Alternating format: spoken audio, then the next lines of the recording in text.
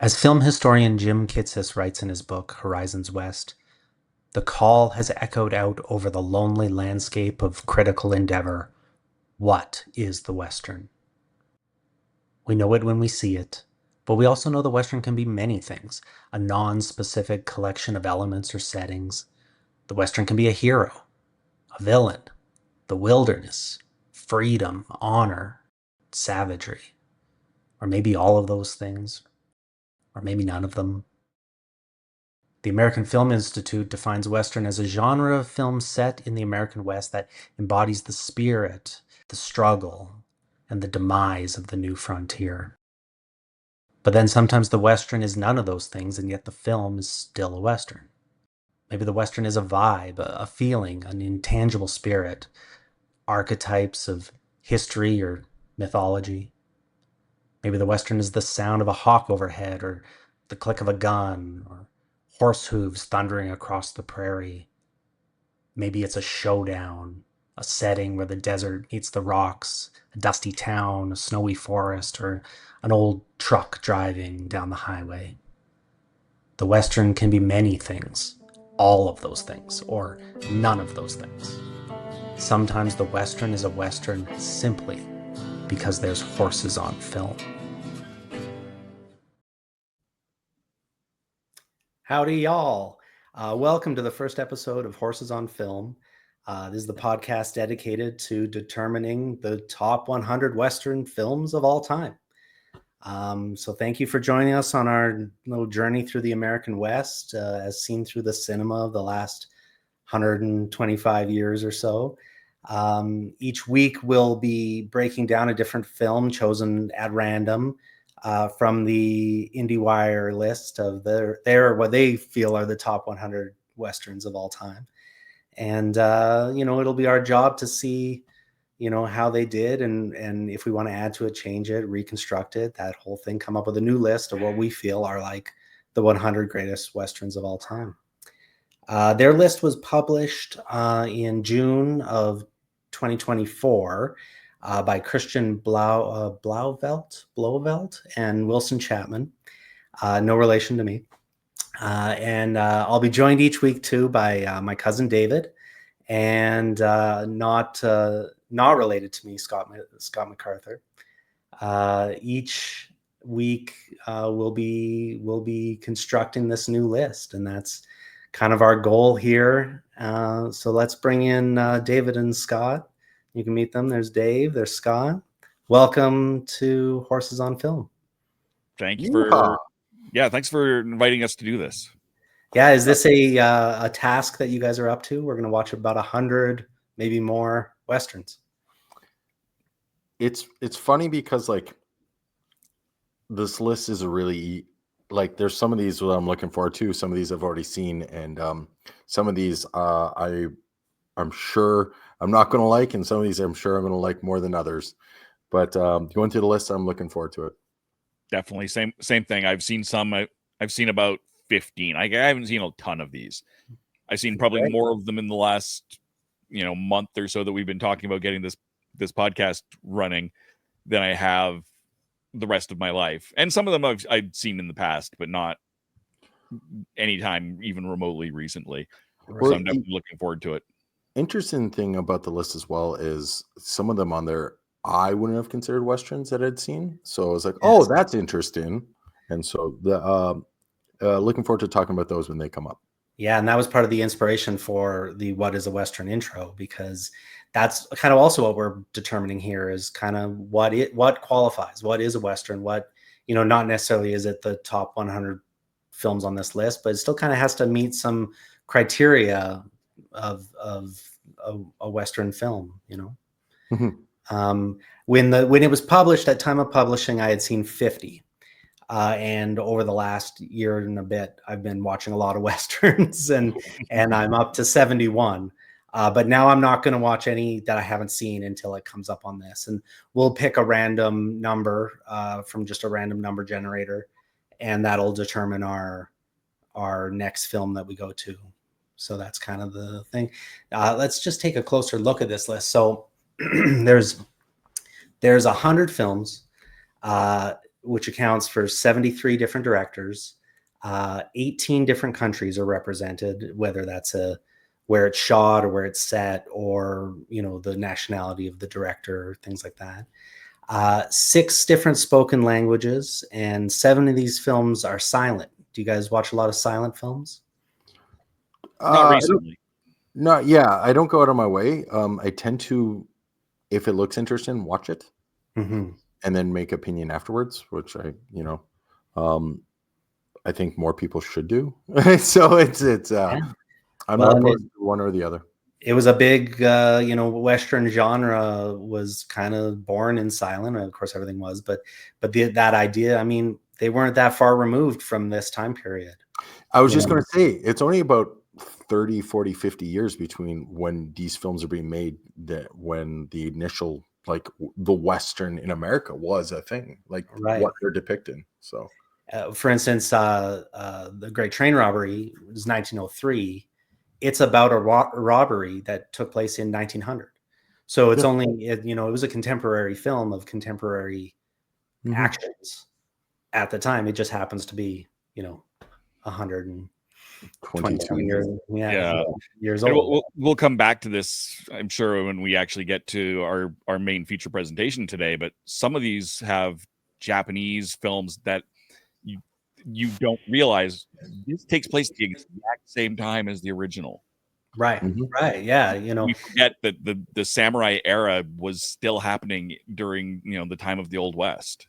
Absolutely. It's just, that's why Westerns are so unique to this American experience or North American experience, because all cinema from around the world was taking place at this time too, and depicting this time period too. And here we are with horses on film. The interesting thing is maybe a quick question is, I've heard you hear about superhero film fatigue for now. I'm wondering if they said Western film fatigue in like the 50s, 40s, well, at one point. Yeah, the so-called golden era is the 40s, 50s, and 60s. Yeah. But for instance, going through our stats, most films by year was 1972 off this list. So there's 5 films from 1972. That's The Cowboys, Jeremiah Johnson, Buck and the Preacher, Ulzana's Raid, and Black Rodeo were all 72. But they talk a lot about, like the death of the Western, or, the resurgence of the Western. And it's one of those things where maybe it never really went away. We look at this list and we have, there's only been 12 films since the year 2000. Okay. But then there was 12 films that predated the golden age, so-called golden age. Yeah. 1952, 55, 66, 69, and 70 all have 4 films. So you can see that obviously the 50s and 60s were the bulk of it. But there's great Westerns being made very recently. The newest film on this list is 2023, and the oldest film is 1903. So, it spans. Definitely there was a time where there'd be multiple Westerns in the theater at the same time. And now it feels like maybe that's not the case. There's a Western every now and then. It certainly has shifted. It shifted to space films when Star Wars came in, and it shifted to superhero movies in, the last few decades. And definitely Western fatigue was a thing for sure. Yeah. One of the things I'm looking forward to going through the list, especially now that you've highlighted it, is the climate and seeing that depicted. Where Western, where it's a hero, and then also no, that's the anti-hero, or almost like Easy Rider, where it was to counterculture. And I'm sure within that 120 years we're going to see that as well, and we're going to see that in this episode, because yeah. This movie, even though it was a 90s movie, it was birthed in the 70s. And there's movies that not from the list, but like Little Big Man was very much a Vietnam War allegory set in the Old West, and kind of has kind of a Forrest Gump kind of storytelling, where he's with all these famous people as he goes through and all that stuff. But we are going to get into kind of what's going on at the time that these movies came out, I think, and what other movies were around them. You know, what movies were from these directors. You know, not all these directors only made westerns. So, you know, there's directors in here like Jordan Peele, who have made mostly horror movies or you know, Sam Raimi is actually Sam Raimi's in here. Yeah. And, he made both westerns and superheroes. Exactly. He's hitting the whole thing. And so the director with the most films, again, back to the stats, John Ford, he's got 6 of them. Runner-ups, Sam Peckinpah's got 5. Right. And then Sergio Leone and Anthony Mann have 4. You got Sergio Corbucci with 3. And then there's 14 directors tied with 2, including the Coens. So, you know, that's interesting to me. And then Clint Eastwood, Kevin Costner, of course. I'm sure he'd love it if Horizons chapters 1 through 4 was on here, but we may never see chapters 2, 3, or 4, unfortunately. Yeah. But we'll see. And then Bud Boddicker, one of my favorites. He's on here. He's on here twice, and I think he could probably be on here more. Again, we're going to see a lot of the same actors again and again. John Wayne, of course, is on 7 of them. He's the bad guy from Trumbo, you might remember. Yeah. And then Clint Eastwood, Woody Strode. They both have 6. Lee Van Cleef has 5, but he also, you know, the snake in Rango, but that doesn't really count. Robert Mitchum, Harry Carey Jr., Walter Brennan, James Stewart. There's a lot of actors with 5. The highest rated, if we go to the Letterboxd stats, the highest rated is The Good, the Bad, and the Ugly, 1966. Yep. Some Clint Eastwood there. That could be partly by the popularity of it. It's at 4.5 stars average rating. Lowest is a movie called Posse, 1993. It's one that I haven't seen, so I'm really looking forward to seeing that. It's probably, my guess, underrated if it made this list. That's my theory. The most popular, meaning the most people have logged it on Letterboxd, would be Nope, Jordan Peele. I was actually, I keep looking down. I have the list right here. And Nope, Jordan Peele is an interesting one because he does come from horror as well. Yeah, absolutely. And comedy. What's that, sorry? And he also does comedy with Key and Peele. Yeah, absolutely. I got a chance to work with him on season 1 of Fargo too. So that'll be the drinking game for this, is how many times Cam mentions whether or not he got to work with somebody in the the most obscure on Letterboxd, the one fewest have seen, is Harlem on the Prairie, which actually surprises me because the hardest one to find was Black Rodeo. And even Rodeo, the Carol Ballard documentary Rodeo, very difficult to find. Most of these are streaming somewhere. Tubi's a great resource, YouTube, Cinevault. There's not a ton on Disney Plus. I think there's only 2 that are on Disney Plus, and a few on Netflix. Netflix does have a lot of Westerns, but not necessarily these ones. They have the Ridiculous 6 with Adam Sandler. And some good series. And then that's another thing too about you when you talk about Western fatigue. Sometimes it wasn't even fatigue in the theater; it just switched to TV for a while. Yeah. You know, like Gunsmoke and some of the old Lonesome Dove, and Deadwood, and then Yellowstone was a big kind of resurgence. Also, like if like something near dark, I would see then like Justified be like Hell or High Water. Justified would feel very similar to that. Absolutely, or again, something I worked on, Hell on Wheels. Hell on Wheels is amazing. It's a great show, and it's a great show. That is definitely a Western, and it was on TV, and at the time there wasn't a lot of Western stuff out there. Yeah. So, the other thing to remember is radio was still going on during the early times of this. Like Gunsmoke started on the radio, absolutely, and was airing on TV and radio at the same time for a little while. And novels too. A lot of these Western movies came from old dime store novels and you know, some of these novel series and even serials. One of them, which is on Letterboxd, it's listed as the longest one. It's called Phantom Empire, and it's kind of a sci-fi Western thing with Roy Rogers and wait, maybe not Roy Rogers. I'm going to get that wrong. But anyway, it's listed as 245 minutes, but that's the entirety of the serial. There is a 90-minute version of the story that is available for free to watch. So I have a feeling we'll just be watching that. We're not going to watch the entire series, you know. But yeah, a lot of these things aired as little serials at the picture show, you know, before the feature. So yeah.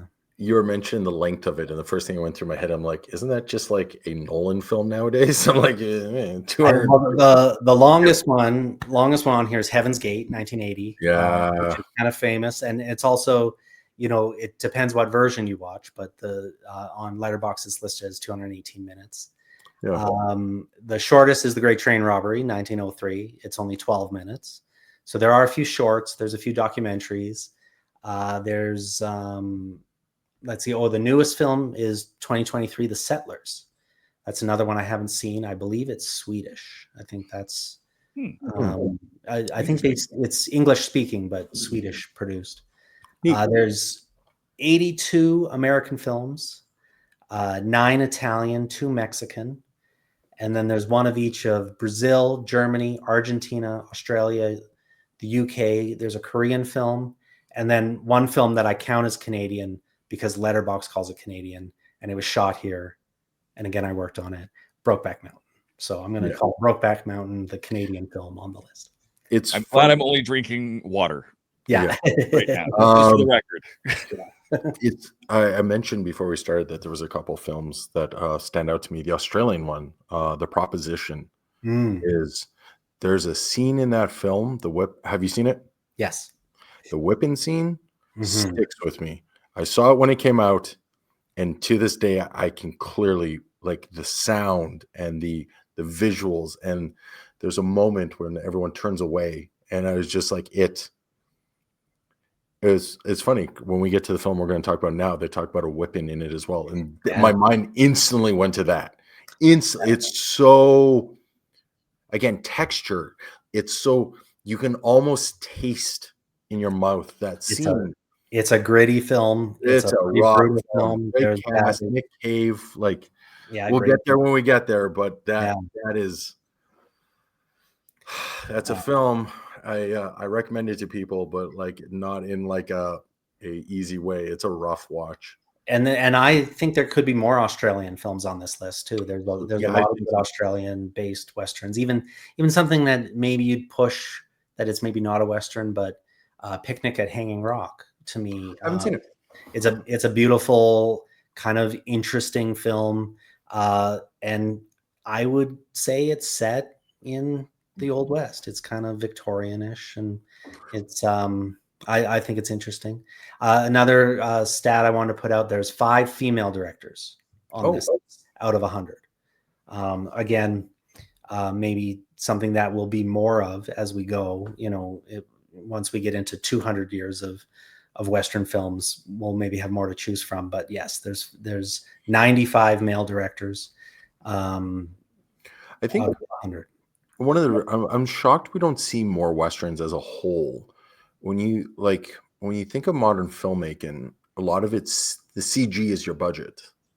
With Westerns, I feel like your CG would just be like your green screens around to make sure but a lot of it is very practical. So I feel like it's a genre for, like, especially first-time directors that would keep the budget down so you could get in there more. You think? Yeah, absolutely. There's definitely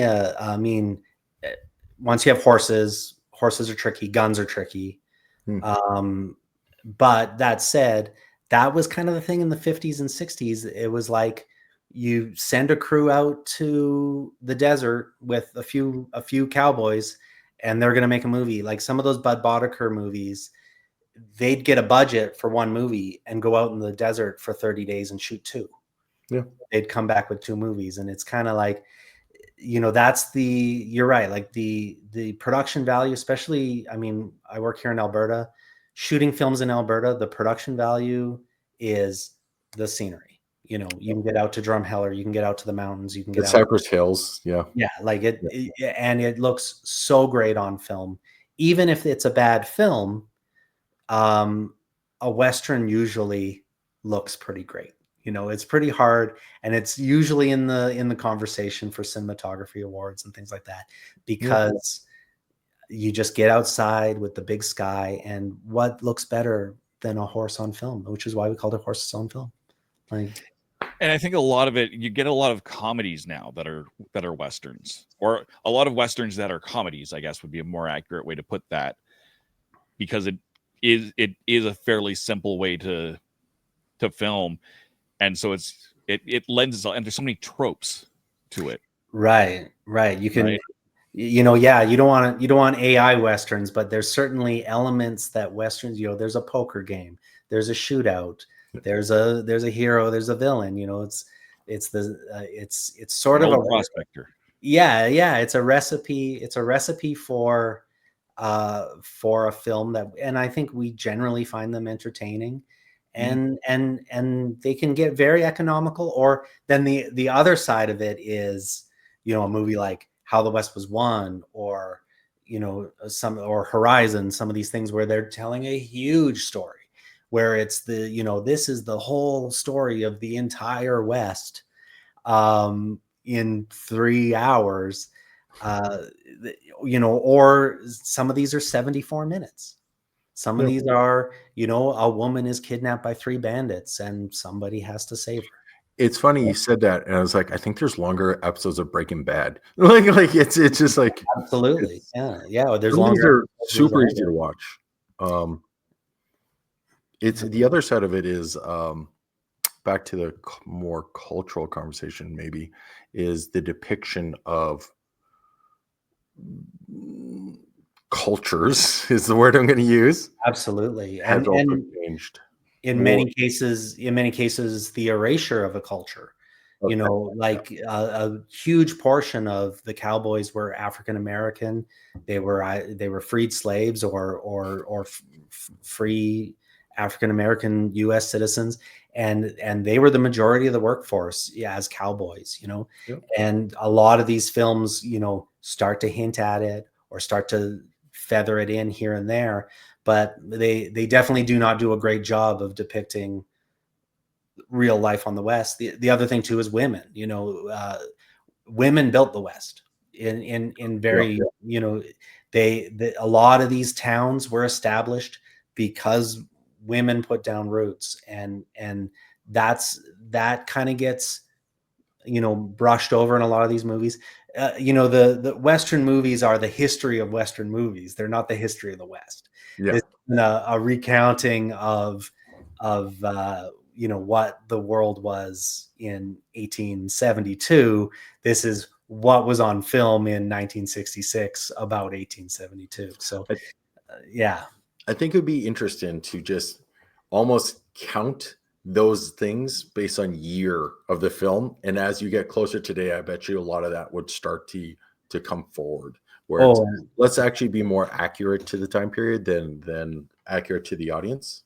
I think Native American representation would be the most obvious one, because you're going to start, in the old Disney ones, and they were rough. There was a pretty rough depiction. Even if it was a honorable depiction of them, it was definitely cowboys and Indians. It was the good guys and the bad guys. And then they kind of got away from that. And then once you get into movies and, Dances with Wolves, and they start kind of bringing in more of that cultural sensitivity and accuracy.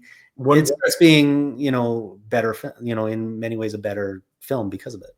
Yeah. The one that didn't make the list that I think did it really well is I think it's 94 Maverick with Mel Gibson. Oh yeah. But Graham Greene, who recently passed. There's a scene with him where he's talking about we're just playing into the stereotype for this Russian guy. And then just and I saw that and I found that really I like that a lot. We're not like this at all, but that's what they think, so we're going to go with it. Yeah, even a a kind of a stupid movie, A Million Ways to Die in the West. Yeah.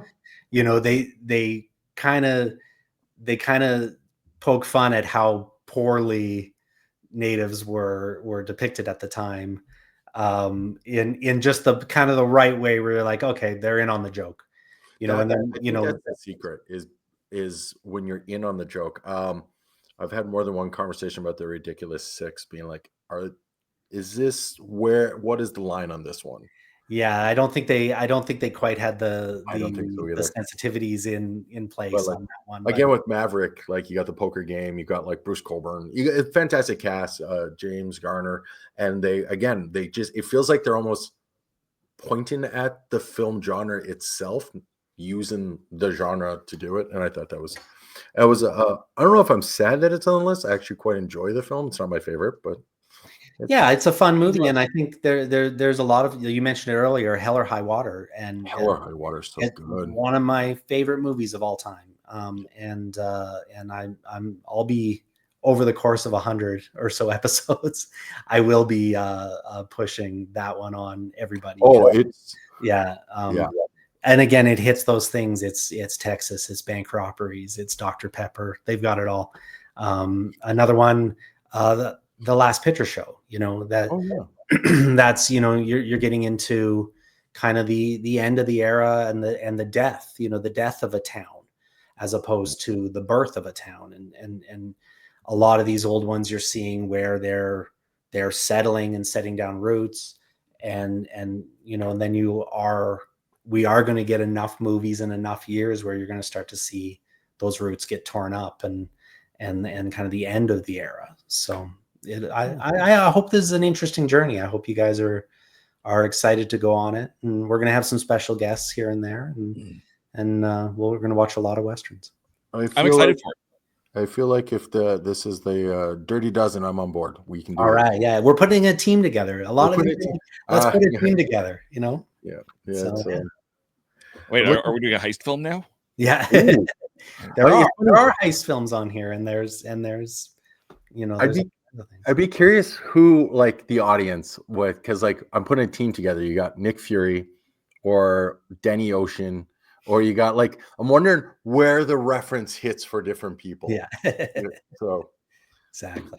Or the professionals. Professionals. Yeah. Going back to these old guys. So yeah. All right. Well, do you want to get going into our feature presentation here? I think we can definitely do that. And that's going to be, of course, Unforgiven. Unforgiven is the first one on the list that we're going to tackle anyway. Yeah, it is number 18 on Indiewire's list. Directed by Clint Eastwood, written by David Webb Peoples, who you may know from Blade Runner, movies like that, and starring Clint Eastwood, Gene Hackman, and Morgan Freeman. It won 4 Oscars, including Best Picture, Best Actor in a Supporting Role, Gene Hackman, Best Director, Clint Eastwood, and Best Editing, Joel Cox, who cuts most of Clint's films. And we've got the synopsis here. We'll set the mood. All right, set the mood.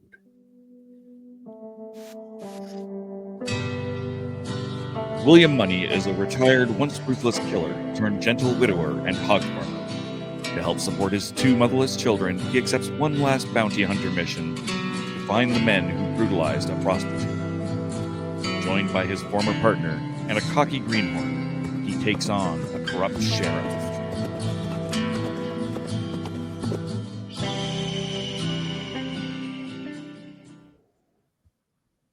And that is the Unforgiven letterbox version of Unforgiven. There we are. And I want to introduce our guest today too. He's a screenwriter, a filmmaker. I've had the pleasure of working with him over the years. Here's Brandon Nelson. Hello, Brandon. Hello, thank you for having me. Excited to be here. Have you seen Unforgiven? I've seen Unforgiven many, many times. I love it. My first question is why it isn't number 1 on Indiewire's list. I have to say, I'm gonna put my chips down. It's my number one for the genre. It's the first movie. There's a couple good reasons why I wanted to do it first and not go random on the first episode. But it's the first movie people say, "Oh, I bet it's Unforgiven," is the number one of all time, and you know, like I kind of assume maybe Once Upon a Time in the West, which sits at number 2, or Good, the Good, the Bad, and the Ugly, because it is so popular. But yeah, 18 for number 18 for Unforgiven feels wildly low to me. I wonder if Unforgiven is more popular for the tune than it is the film. Yeah, or you know, and even just the fact that it's one of the few that won Best Picture. Yeah. Like they feel like it's already been given its laurels, and we don't really need to. So you know, yeah, exactly. You know, the thing. So I rewatched it a couple of days ago. I'd seen it multiple times before, and what I realized is Unforgiven. I feel it's a small film. Mm-hmm. It's a really in this day and age with superhero films and space films and everything feels so epic. The film it reminded me of the most when it was all said and done was John Wick, which was the action comes fast and furious. It's over before it begins, and it's not the point of the film. And that's like Gene Hackman and Clint Eastwood don't meet for the first 2/3 of the film. You just have these separate entities doing their thing, setting it up. The other takeaway I had was I feel like it's a bridge between what Westerns were and what Westerns would become. Very much, yeah. It was. I was blown away by this rewatching it. Being I hadn't seen it for a year or two, and just like fantastic film. Just I'm shocked it's at 18. It has something to say about violence, and you know, obviously, another like the two reasons why I wanted it to come first. One, it was shot here in Alberta, and a lot of our friends worked on it. It was shot on private land, 3 different landowners. So it's not the type you can't really get out to where they shot it, and because of that, it is kind of contained, like you say. Like it really is a few locations. There was one town. It took them 30 some days to build it, and they carted in so that there was never any vehicle traffic, never any like cars or trucks in there. They buggied in on horses and shot in the town and then tore it down after so that no one else could shoot in it. And you know, or maybe at the request of the landowner. But it is, even though it kind of is a big movie in that it has a lot to say, it is a pretty economic movie. Not even just that. Like you have it at its core is this small revenge for a transgression that you can see that the response is, and they set it up real fast. Like it after you get the beginning and end like book notes he has, it comes really quick that this thing happens, and I found myself being like, that's not enough. I know I've seen enough Westerns to know that even at this time, this is not enough of a punishment, which sets up Gene Hackman's like, there's something about him. There's something not right. Everyone knows this isn't right. You can see it in everyone as it's going down that there's faces being made that this isn't right. This isn't justice. Yeah, I mean, it starts with a pretty violent act, and a violent act towards a woman. And again, this is the second reason why I picked it, is that you know, we're going to be watching a lot of these movies, and we just said it. There's going to be depictions of violence and guns and racism and violence against women, and this is a movie that takes a look at the morality of that, and a look at, you know, there's good guys and bad guys, but I think they all think they're doing the right thing. Everyone in this movie thinks they're the good guy, and even the women, the sex workers, that they're standing up for their friend and coworker who was brutally attacked. They think they're doing the right thing by putting this bounty on them. and that bounty is going to create a bigger issue than maybe they're prepared for.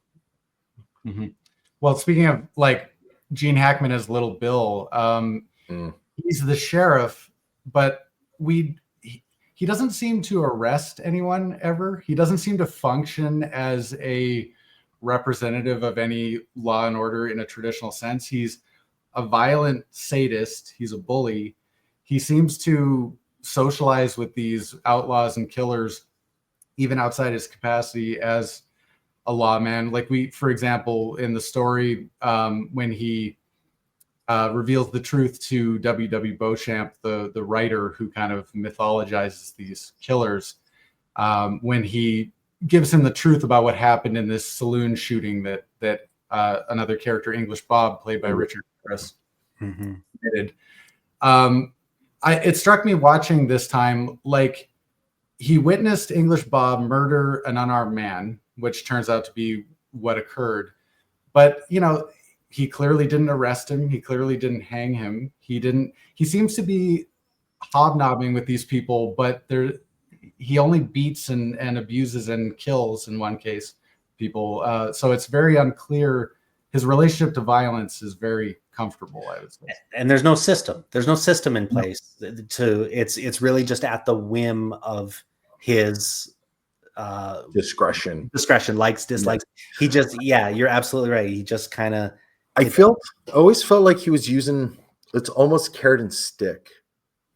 I don't think he ever wanted to really arrest anyone, because then that creates paperwork and problems. Exactly. If I just beat them enough that they remember this next time, maybe they can go back on the straight and narrow. Yeah, but he's telling himself the story that he's this honorable man, and that's ultimately what the movie is about, is different characters building narratives about themselves. To me, it's basically a movie about storytelling. And that's something that was interesting to me. I'm the outlier here. I didn't love the movie. I don't mind it. I'm not saying it's a bad movie. I didn't hate it. Sure. But I was more invested in that B plot of Big Whiskey than I was of William Munny for half that movie, 2/3 of that movie. The William Munny thing is interesting to me, because you talked about storytelling. When I was explaining to my partner about, because I watched it when she wasn't around, everyone is talking about Little Bill and how Little Bill, and he does this, and every time they keep introducing, like, to build up Little Bill through visuals or stories or characters. And then we get when he realizes who Clint Eastwood is, and he's scared. And it's such a powerful moment, because he doesn't recognize him in the saloon. It isn't until he hears the name and you can see him go, oh, that's who you are, and I am scared of you. And you make a good point there too, because even I think the character of English Bob is only there. It only really exists. Like, do we need all these characters? Are all these characters necessary? He exists to build up Little Bill as, like, you show how bad someone is and how ruthless and quick with the gun and everything. You show him just to have someone else beat the crap out of him. And you go, oh, okay. Yeah, Darth Vader's scary, but the Emperor is scarier. You build up somebody so that somebody else, it takes less work to say how scary Bill is, because you send English Bob off. I like that Little Bill's house as a metaphor for Little Bill. Like, it looks good, but when it's raining, when he's recanting, it's just leaking, and you're like, there's holes in this story, and it's being metaphorically shown by this house. Absolutely. He's trying to build this house. He's pretending that he holds this town together, but it's all for show. It says a lot about him, where it's like, it's all show, no go. And it's so, and then when you get this scene where they're dividing the pigs, and you can just see that, like, this isn't Clint Eastwood, this isn't him. I feel like that life was more of the wife, who we don't get to meet. I think that was more, he's doing that for her. And he brings that up a lot. She's, for a character that's never on screen, she is in almost every scene. and just a drive-in plot for this man. And it's very interesting. The not voiceover, but the little scroll at the beginning, the writing on screen, in the end, they're almost talking about, like, there's this very interesting movie that happens before this movie, and then there's a very interesting movie that's happening at the same time as this movie, where the mother is still trying to figure out what caused her daughter to marry this man. Yeah. And then he turned around seemingly, but he still had this killer inside of him that was going to be unleashed at some point. But even like you say, that intro with the pigs, it's not the big hero moment. It's not Randolph Scott riding up on the edge of a cliff with the sun setting behind him. You know, it's a very un-Western introduction to this character. Actually made me like it more. Absolutely. It feels like The Sopranos, where we're just brought in at one point and then we leave at one point. I know it happened before. I know it happened afterwards. You said there was a film before, and the first thing that came to mind is like episode 4, and then the scroll. It could have been. But the scroll is about characters that we don't see in the film, but it informs so much of what we know about William Munny. It's like, okay, if this delightful woman, Claudia, who we never meet, saw something in this guy, William Munny, I got to give him a chance, I guess. So I'll go on the journey with him and see if he really is as good as he's telling himself. But he's trying to tell himself that story too. He's trying to build that narrative. I'm just a fella now. I'm just a good guy. And all of his true stories, his violent stories, he's the only one in the movie that doesn't, he's actively trying to suppress the story. Don't tell my kids, I don't recollect. Everyone else is aggrandizing everything they've done with a pistol, but he's like, keep that quiet. I'm ashamed. Yeah. You see that in the, I can't remember the name of the kid, the Schofield kid, where he's like, you are this person. He's like, no, keep that to yourself. Like, it's not, that person is dead. Yeah, he can't even believe it when he sees that he's been beat up. He thinks, oh, his gun must have jammed. Yeah, no, like later happens. It later seen the myth, jam, not the man. Right, exactly. And that's why do we need all these characters? Yes, because that's why the writer is there, because the writer is showing us that there's this mythology being created around all of this. It's all about the story we want to tell.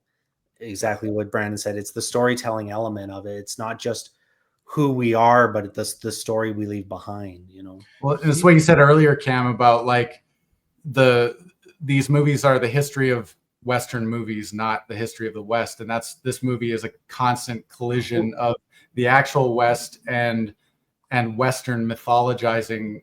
And I think and it's like you have kind of two branches of that. You have the print history with Beauchamp, and you have the storytelling oral tradition of the Schofield kid, just telling tales, keeping this stuff alive, but then being disabused of all these notions at the critical moment. And I think that's the comment on when I mentioned that it feels like this is the line in the sand for modern. I feel like the writing in the mythology is what a traditional Western would have been. Mm-hmm. Well, that story that is being documented would have been like a Quick the Dead and the Ugly, or like an old Western. But no, this is the reality. This is what we live in. It's dirty. It's hard. It's not heroic at all. He gets sick. He gets sick from being out in the rain and ends up. Now that there could be something there, because he mentions a few times he's sworn off whiskey. He's not drinking whiskey anymore. And then the town he goes to is big whiskey. Mm-hmm. And he, as soon as he gets to town, he's almost drunk. And he even tells them, I'm not drunk, but he's having fever dreams and he's hallucinating. And it's almost like the town, or the return to his violent ways, is making him revert. Physically working on him. Yeah. Now, you mentioned the Schofield kid. On the first time I went back and watched this recently, that was the one character I kind of thought we don't need this character, and Dave, I know you watched this in the Japanese remake, the 2013 Japanese remake. It's the Ned character that goes and recruits him. And watching that, I was like, oh, they wrote out the kid. But then they eventually do meet the kid character down the road. But I wonder if you could do this without him, where it's just the Ned story of Ned recruits him because there's this chance at this money, and then he loses his nerve the same way the Schofield kid eventually loses his nerve too. And they kind of tell three different stories about how hard it is to kill somebody. And I don't know if a lot of Westerns really get into that, but it's that, it's easy to pull your gun fast, but it's pulling the trigger that really is the hard part. And English Bob says, like, if you're faced with shooting a queen or royalty, you won't be able to do it because you'll be awestruck, and then there's a few other cases where they say, it's not about being fastest, it's about being cool and knowing that you're gonna make that shot. Well, English Bob, in that instance, I think he and Little Bill are similar in that they think certain people are more deserving of violence than others. English Bob obviously has carried over some very aristocratic ideas, some very traditional class ideas from Britain, and he espouses them as loudly as he can in any saloon or barbershop in America. But Little Bill is very similar. He's a very violent man. He beats many people mercilessly in this film, but when given the opportunity to whip a man who has violently slashed a woman with a knife, well deserving to be whipped, he does not elect to give them violence because, quote, they're hardworking boys. They're good boys, but they made a mistake tonight. So they fit within his kind of narrative of good, honest fellows who are making their way on the Western Plains. And that's he's a bit full of it in the way that English Bob is. I think he just doesn't realize it. I think there's another thing as well, because you see it when the shopkeeper or the saloon owner breaks out a contract. I own this property. Yeah, property. That is a key moment, in my opinion, with how what sets up these women to go out on their own, because they are seen the same way as the ponies that are being delivered. They're seen the same way as the building they are working in. They're seen the same way as the gun they're holding. This is something I own and I can do with it what I want. Mm-hmm. And that's, I think, where the conflict comes, is how dare my property speak out? Yeah, and they have to take control of their own destiny because there's not, they realize very quickly, oh, our best interests are not being served here. Mm-hmm. We have we exist on a lower rung of society, but we have no other option than to hire this out ourselves. And right. And speaking of horses on film, I mean, the Strawberry Alice literally has to say, we may be whores, but we're not horses. Well, and then when he goes to give her the horse and she goes, "That's all I'm worth," is right. Another moment where it's just this is the equivalent is a horse, and you're it's not even subtle. It's just, here it is, right? He does say, "This is my best horse," but it's still a horse. And he's trying to give that best horse to the girl that was assaulted, thinking, she has to get something because the deal was made with the owner of the contract hole. And I think Gene Hackman's character felt like he made a fair deal. That he's protecting property owners. He's protecting capital. It's an asset trade. He doesn't see any fault in that at all. But obviously, on a modern lens, it's not close. Also, with Ned's character, Morgan Freeman, the entire time I was watching this, I couldn't get Robin Hood, Prince of Thieves out of my head with his character, and then like Driving Miss Daisy. I don't know if this is the film or maybe Seven, which came soon afterwards, where Morgan Freeman was like, he doesn't have to be the sidekick character to like the Obi-Wan to the Luke, like because he was like that for so long, and then all of a sudden, which again we talked about how like African Americans were pictured in this genre, and this film is actually doing that. But then you have Clint Eastwood be like, no, this guy is this guy. And I think that's the Schofield kid who underestimates this man. And I don't know if he sees him more than his skin color is the reason. He does mention the split of the money, but I don't know if that, like, I don't get a racism angle from him. I just get a greed angle. Yeah. But, you know, is that better? Yeah, I don't know. That's speaking of property, but like that's, yeah. I to my understanding, I think the Ned Logan character, Morgan Freeman's character, wasn't written as black.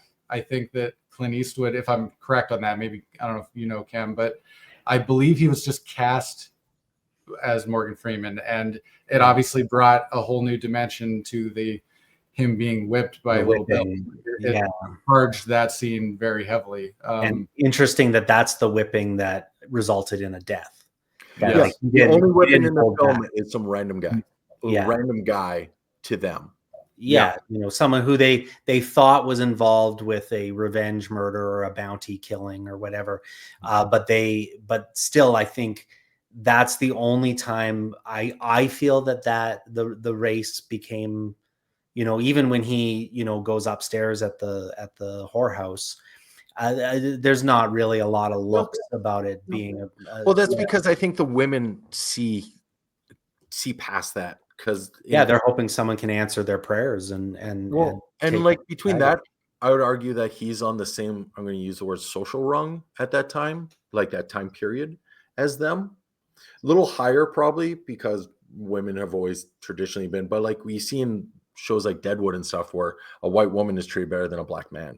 And like I don't like talking about this stuff, but it is of the time period. So. Well, and this movie was written in the 70s. I think I alluded to that earlier. It was the writer had seen Taxi Driver, one of Brandon's favorite films, and or maybe your favorite film of all time, perhaps. Up there, but so is Unforgiven. and kind of saw cinema through a new lens and thought, okay, we can get dark here, we can get gritty, we can tell a more realistic story. And that was kind of the impetus of that project.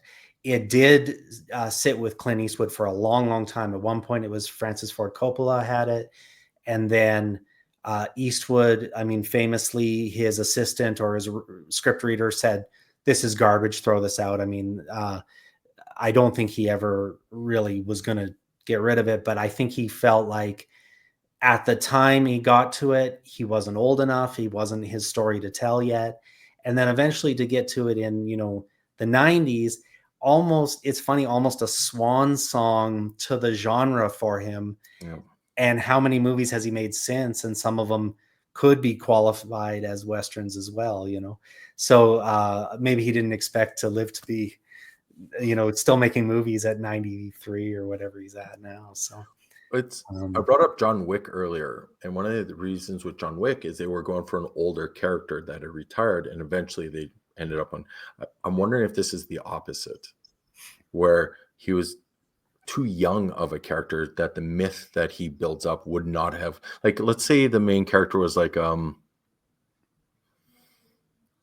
gonna go with John Cena. I don't know why. It's the first one came to head, not just because, but like age and like, or what's his name? He's in the new Running Man. Glenn Powell.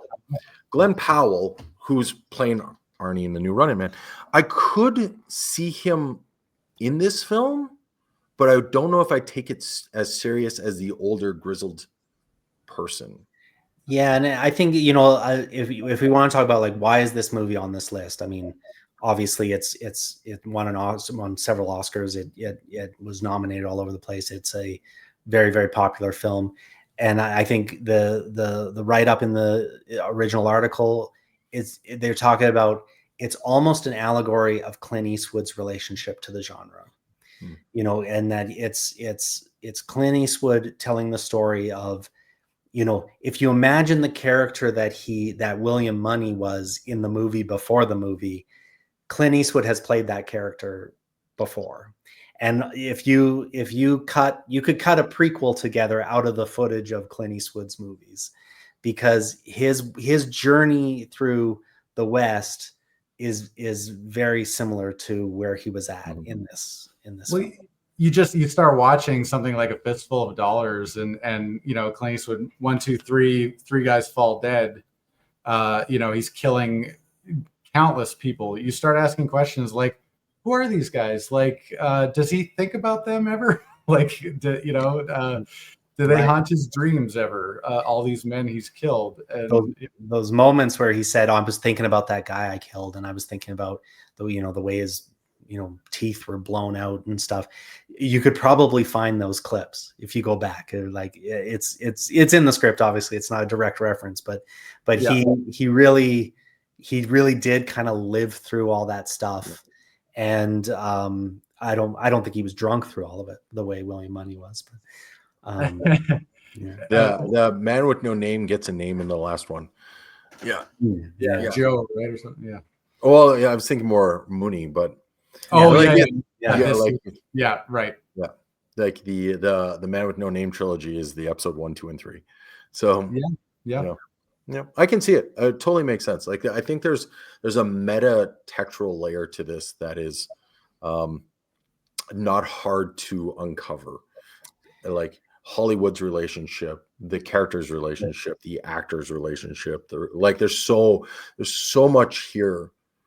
And that's why I think you need like the characters of Beauchamp and the Schofield kid. I think they are not only necessary to the movie, they're borderline the linchpins of the movie, because you have to see characters who didn't witness these events talking about them, because that's the mythologizing part. Otherwise, it's just old guys reminiscing about violence they've committed in their past. But if you have these younger people just like reveling in it and starry-eyed, and that's the myth, and that's the really insidious thing that Eastwood is trying to tear down, I think, with this. It's how our relationship, I like that the older of the two characters, maybe the more distinguished, is like, I read it in the newspaper, and the young kid is like, oh, I heard it from a friend.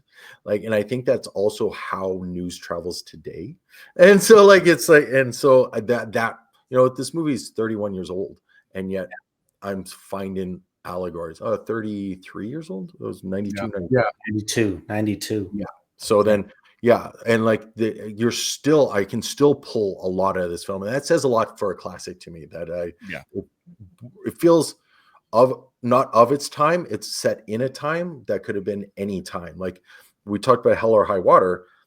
I could see this being very similar, like just a modern telling of a corrupt sheriff in a Midwestern town. Well, the Japanese remake, which is obviously amazing. It's great. It really shows you that at the root of this story, there's a great script, there's a great story that has a great message about our relationship with violence, our relationship with the stories we tell ourselves about who we are and who we are putting out to the world. And obviously, I guess, we probably feel it's list worthy. Dave, you weren't a huge fan, but would you say it's in the top 100? Oh, I definitely say it's in the top 100. I for the record, I loved the Japanese remake. I absolutely loved it. I thought it was much better. And if you loved this film, go find that Japanese remake and prepare to be blown away, because it's even better. Can I ask, like, if you had to take 3 comparison points between the two that made you like this, the Japanese remake more? The big one is I actually felt invested in the main characters in the A plot. Whereas, like I said, in this, I was more invested in what happened in Big Whiskey and that B plot of English Bob, of all of that happening. I wonder if that's just because Gene Hackman is so That's entirely possible. That's entirely possible. And I mean, that's why Gene Hackman won an Oscar for this. And you know, a movie he didn't want to do. Like, he read the script and thought it was too violent, and he didn't want to do violent stuff. And then he kind of dug into it deeper and thought, oh, it is actually an anti-violent movie. You know, it's showing violence in its true light. So yeah, I wonder if that's part of it. I liked that, like I said, that little kind of re-edit of, it's the Ned character in the Japanese remake that ropes him into the adventure. I think that was a good choice they made. Also, I would say the settings and the cinematography in the Japanese one is gorgeous. I mean, it's gorgeous in this. They had a lot to work with in both cases. But I would almost say that if we're talking about what's on the list, what's off the list, I would almost say that remake qualifies enough that at least it's in the conversation for movies we could add to this list, depending how far we want to stray from Westerns. Or we can add it to the list, but only if we can add Fistful of Dollars to the best samurai list. Yeah, but like going to the list, the remake of True Grit is on it, and like, right, but not the original. Not the original. And I'm wondering if, because rarely do I feel that a remake is better than the original. If they remade Star Wars today, I feel like it would not be the same at all. Well, like it's very tough, or like a Back to the Future or something like that. There's just certain movies that are not going to get remade in a positive way, or you know. But again, you know, the core story in those samurai tales. Yeah. They work so well in the Western setting. And I think in this case, you can say vice versa, you know? Definitely. Yeah. Well, there just isn't enough horses. The longest time, the Western. There's just not enough horses. No. So that's one of our segments on this we're going to try to do. We have something called the horses on film count. We're not going to actually sit here and count how many horses, but we're going to say no horses, some horses, lots of horses, all the horses. So it's kind of a 4 levels. What would you say this movie is? It's not no horses? Is it some horses, lots of horses? I'd say it's some horses. Is this a rating of how we feel about the film, or just the number of horses? We'll get to that next. This is literally how many horses are on. So we have 2 horse-based ratings we have to apply to this movie. Yeah. Okay. I just want to double check, because if I say, you know, like the 2 out of 4 here, I'm going to be very underrating this film. Right. So this is not the rating of the film. This is not where it's going to sit on the list. Got like 7 ponies. There's 7 ponies. They've each got a horse. There's some horses in the valley when they kill the guy. Yeah. We have one very grumpy, difficult horse that Clint Eastwood can't get on. So it kind of that's another metaphor that we didn't even talk about. Like, it's just, even the horse is over this. Like, I don't want this anymore. Like, I am done with whatever I'm not going on this adventure. Yeah. And the pigs too, you know, like the pigs, that was just a very subtle, quick thing to say. They've got the fever, and that's just enough. If you've seen HUD, some of these other movies, when your livestock is sick, that's financial ruin, you know. So that's, if we want to talk about motivation, that's his motivation to do this, regardless of if he wants to or not. These pigs are just getting sick one by one. Yep. Luckily, it doesn't spread to horses. So I think, are we going some horses? I think some horses. Some horses. I feel like it's a lot more on foot than it is on horse. I'm making a spreadsheet. I love a spreadsheet. We'll get that in there. If you could see the amount of work that has gone into the planning of this, it's actually impressive. It's all spreadsheets, but that's all good. Okay, now screen behind you next time. Cam. Yeah. Oh yeah. Exactly. Yeah, we gotta see it. Spreadsheets. It'll be like the when they do those Excel World Championships. I didn't know that existed, and I wish I still. It's real. Check it out. It's real. It's actually again. Yeah. You might not be in for things, but you can appreciate how good someone is at it. Okay. Yeah, that's fair. Yeah. Like, it's in anything genre. Like, I appreciate how good Clint Eastwood is at shooting outlaws. Like, I appreciate that. Absolutely. He's talented. Yeah, he's talented. He does it well. And you know, this was his first. I mean, he had directed before, but this was his first big.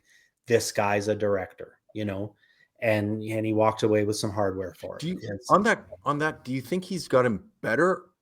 Like, I love Gran Torino. I love $1 Million Baby's kind of sad.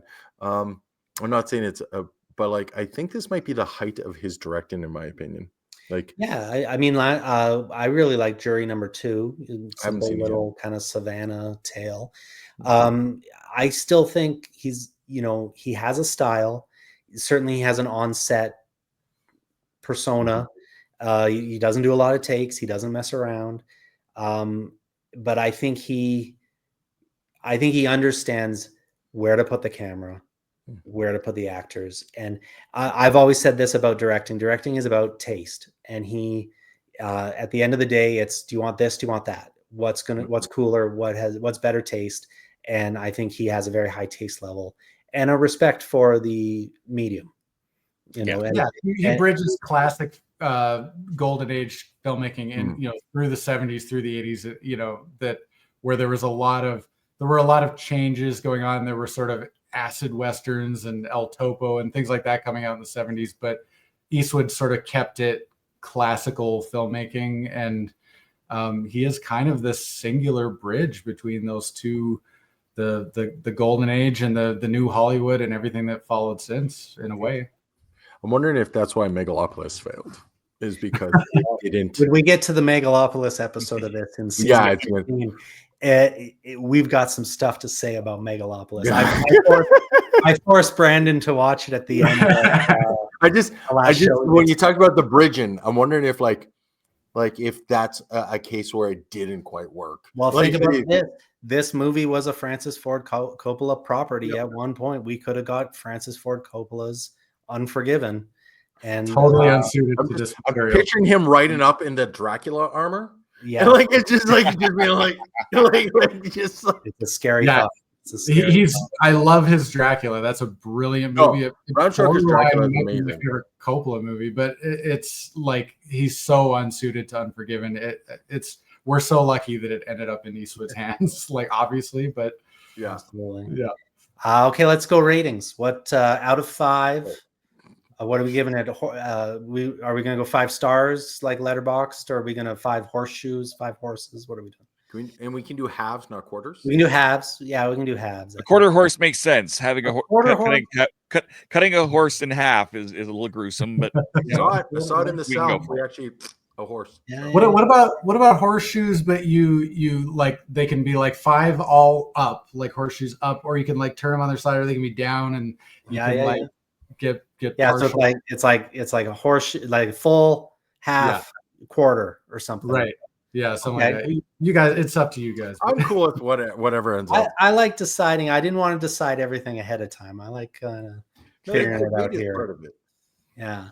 Okay. Well, I'll go first. And currently on Letterboxd, I have this ranked at 3 out of 5, but I'm going up to 4.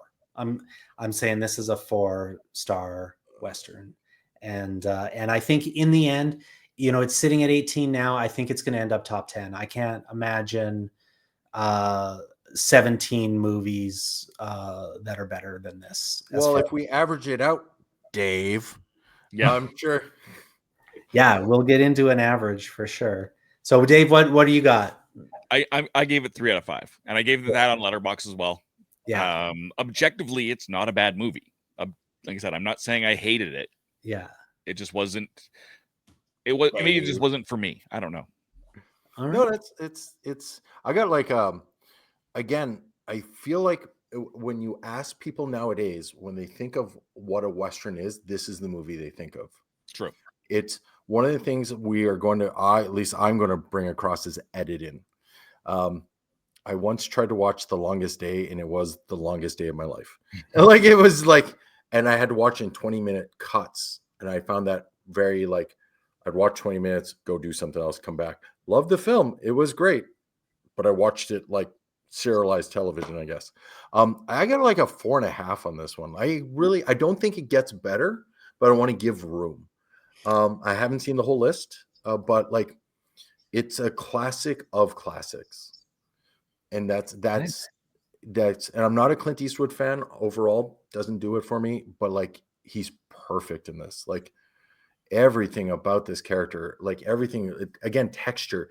There's times where I thought I could feel the grit and the blood in my mouth from what I'm seeing. Like it's so good. The sound, we didn't talk about the music at the beginning during the crawl. Like it's so different than what we get in to say that this is like, I might be one of the few that like the ending of The Sopranos, and I feel like that's what we get here too. He came, he did the job, he went home. Yeah, I love the ending of The Sopranos. So I love the ending. I'm with you. It's the best TV ending of all time. I'm also for it. I haven't seen it all, but I like that they just did kind of a walk away. And in this too, where they're like, they think maybe he ended up in San Francisco. They don't really know, like again, more storytelling, more legends, more storytelling. And not really knowing, there wasn't an unmarked grave somewhere. You don't really know what happens to the kids, or if the kids were even okay that whole time. Or the kid. Or like, the Schofield kid. Him, like, we didn't talk about it, but him, like, drinking the whiskey, being like, I'm never going to kill again, with how on board. It's like, I can't wait to meet George Lucas. And you shake his hand, he kind of just brushes you off and go like, I wish I hadn't met my hero. Like, and that's what death was. Don't meet your heroes sometimes.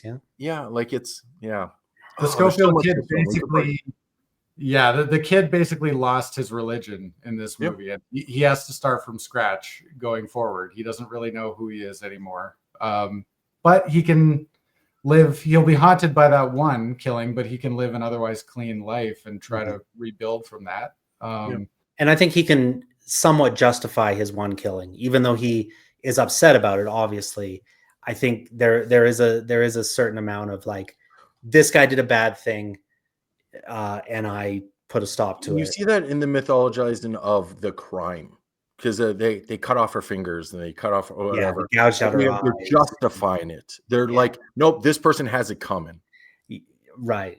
Yeah. No story remains entirely accurate in this movie, which is so funny. And you start thinking about what kind of story Beauchamp is going to tell about the final shootout.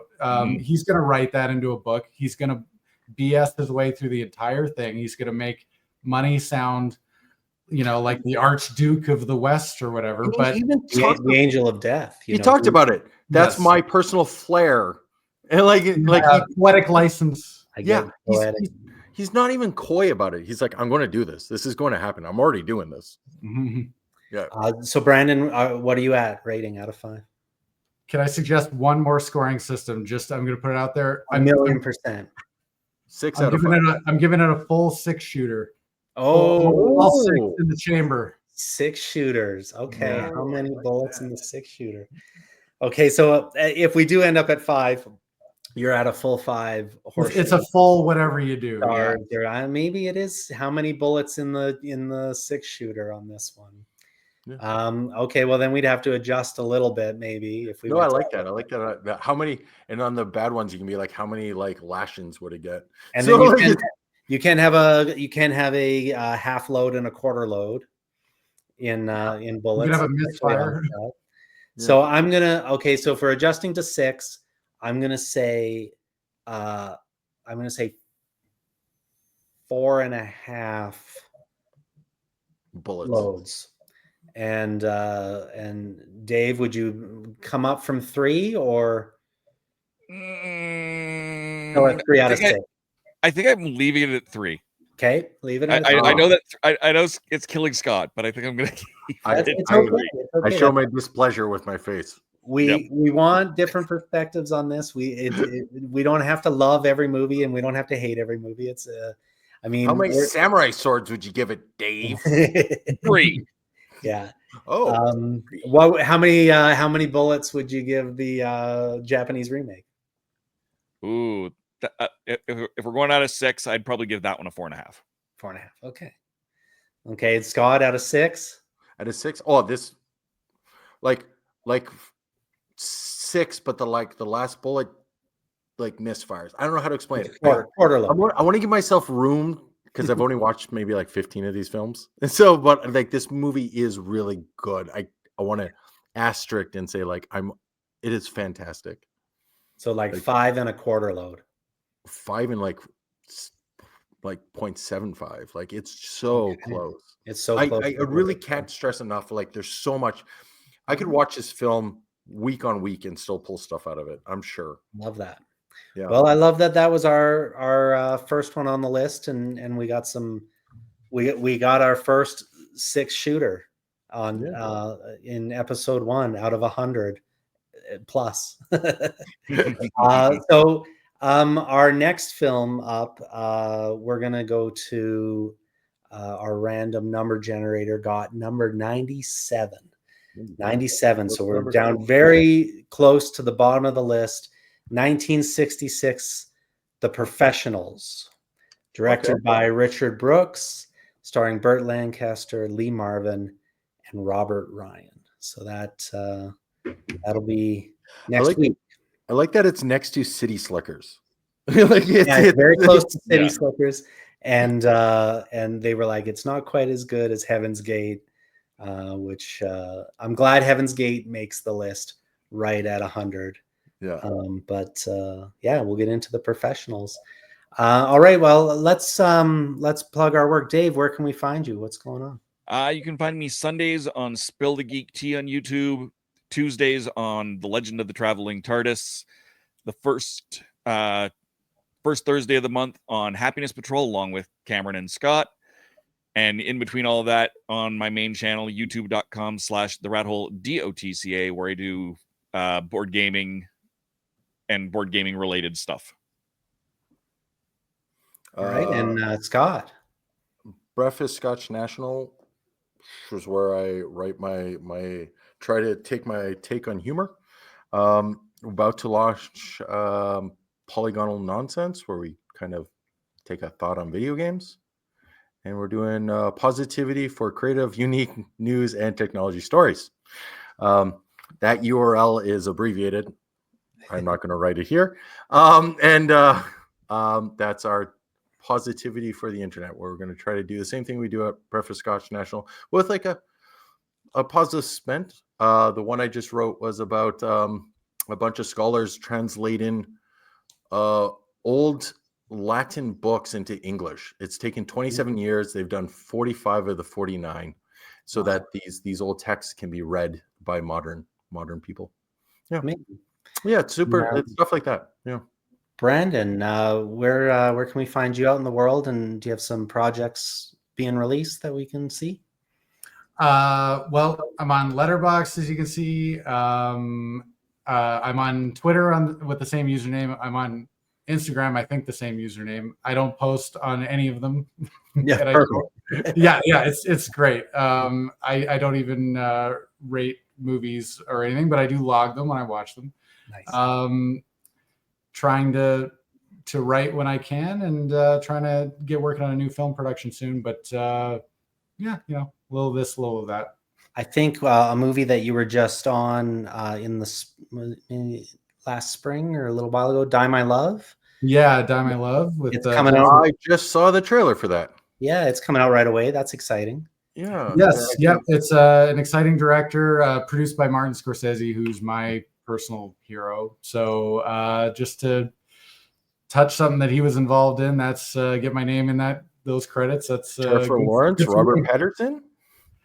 Yeah, that's right. Sissy Spacek, who is a very lovely person, is in that as well. So Nick Nolte. Nick Nolte. Yeah, they didn't get mentioned in the trailer, but that's fantastic. Oh my God. I didn't know he was in that. Yeah. It's awesome. Cool. Well, and I'm Cameron. You can find me on letterboxd.com/Cameron Chapman. I watch a lot of Westerns. I watch Star Wars over and over. I'm so sorry that is actually checking that out. I did start a letterbox for this pod.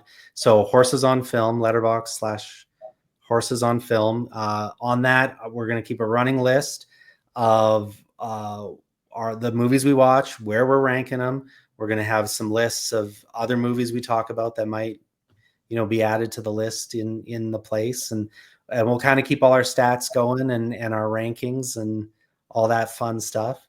But, and then of course on youtube.com/Horses on Film, this is probably where you're watching it now. If you're watching it, I hope you guys watch it. I hope you enjoy it. I hope, you come with us on our little Western journey, because I think it's fun. Thank you to everyone who joined me today. Dave, Scott, Brandon. I want to thank Brett Alec Bailey.